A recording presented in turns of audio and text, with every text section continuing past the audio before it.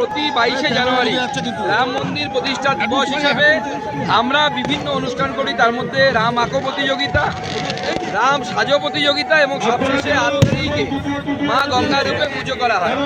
আপনারা দেখেছেন কয়েক হাজার লোক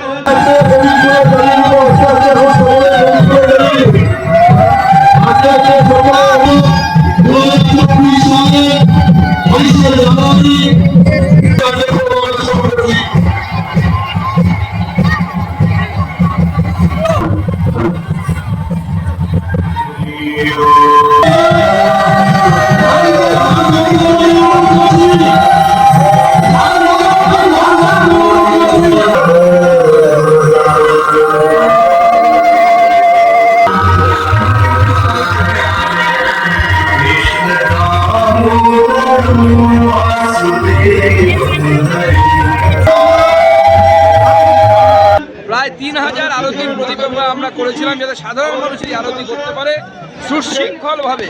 তারা বসে আরতি করেছে।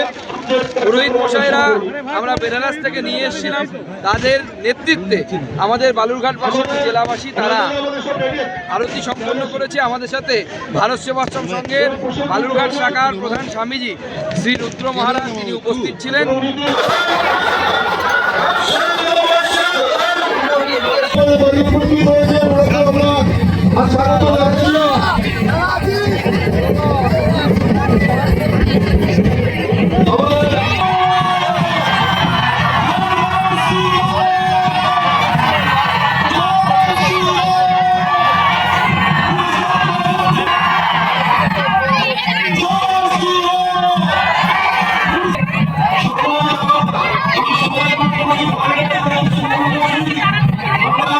সকলের আশীর্বাদে প্রত্যেক বছর আমরা এই অনুষ্ঠান করি।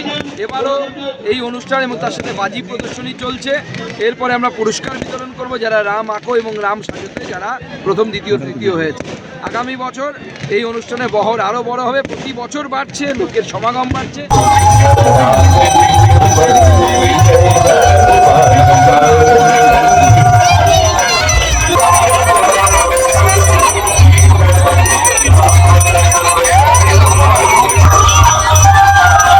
বালুরঘাট তথা দক্ষিণ দিনাজপুর জেলার মানুষের প্রতি আমি কৃতার্থ।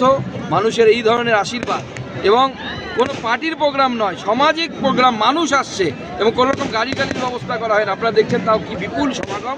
মানুষকে আমি নমস্কার জানাই, মানুষের চরণে আমার প্রণাম।